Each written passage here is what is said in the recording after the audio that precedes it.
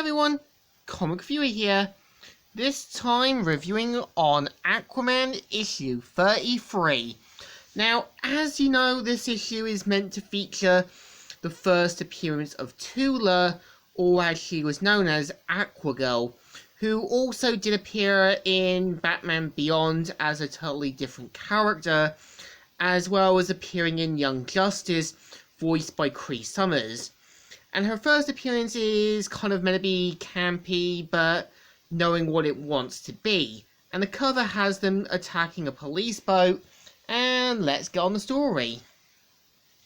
The story starts off with a jet crashing down, and Aquaman and Aqualad going to save the passengers, and Aquaman saying, "The regular escape hatch is jammed, but the swordfish will have a new one cut in a jiffy."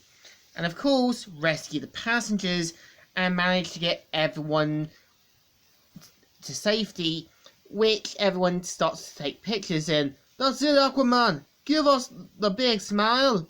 What a story! Sid King!" And of course, we see how Aquaman is praised as a hero in that by Atlantis. And you can kind of tell Aqualad feels a little undeserving, which he ends up getting a kiss from Aquagirl, known as Tula. And of course, this is where Aqualad meets his old love again, who says, "Tula, that quirky pig-tailed girl? Boy, have you ever grown up. You haven't done so badly yourself, lover. But listen, I know what's eating you. I've got the same problems. Who appreciates us? Nobody." And of course, they decide to run away together, and we see Tula going in her iconic Lello Aquaman lad-like costume, and we see how they talk about leaving Aquaman and that, which Mira and that aren't really pleased. And of course, we see how Aqualad starts to become a bit more reckless, and you can tell Aquaman tries to be fair about this, saying that they are old enough to make their own choices, and mainly leave off. And of course, we see them heading off into the great unknown sea, where Tula points out that she's an orphan now due to her parents dying years ago. And this is where they end up going to the Doctor's Dorsal's deep sea disco, and this is where they kind of show off their stuff, and this is where Dr. also has a sinister plan for them, and of course wants to pay them to sort of be the dancers, which they do. And this is where Dr. Dorsal reveals that he's actually an Atlantean from another dimension, and has got his own plans.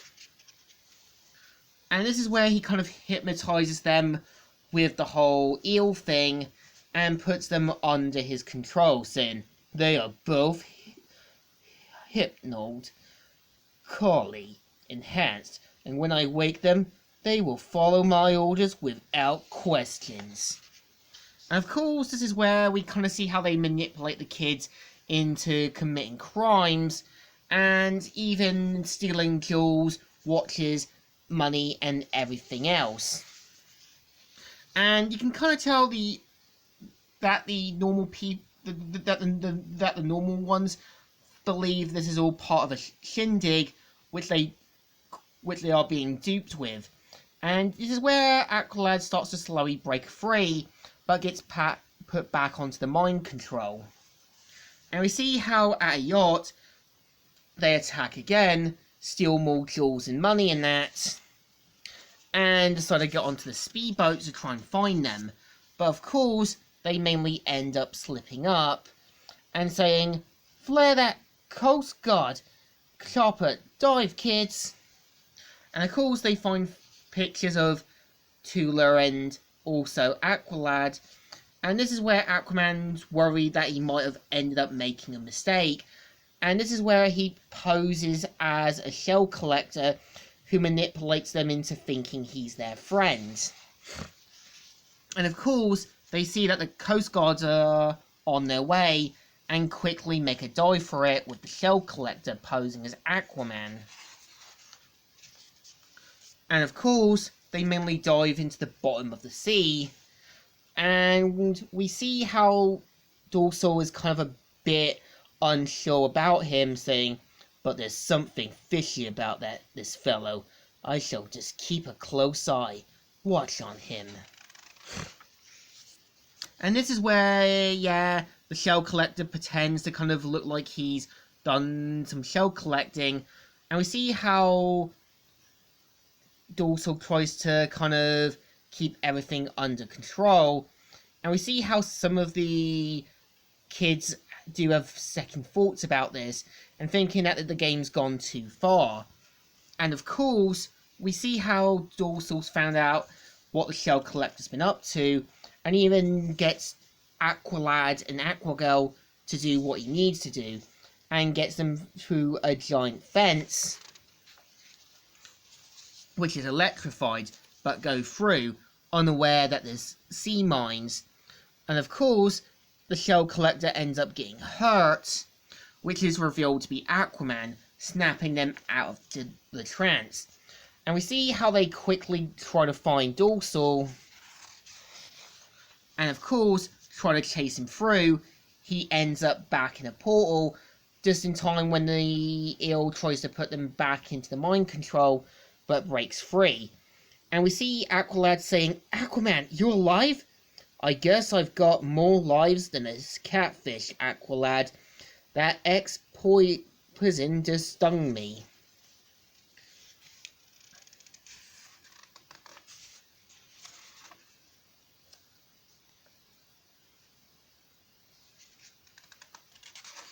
And of course, we see how Aqualad and Aquagirl blame themselves for letting this happen, but he points out that they had no real part in it, and that the kids have been paroled, and so have the other deep-sea divers.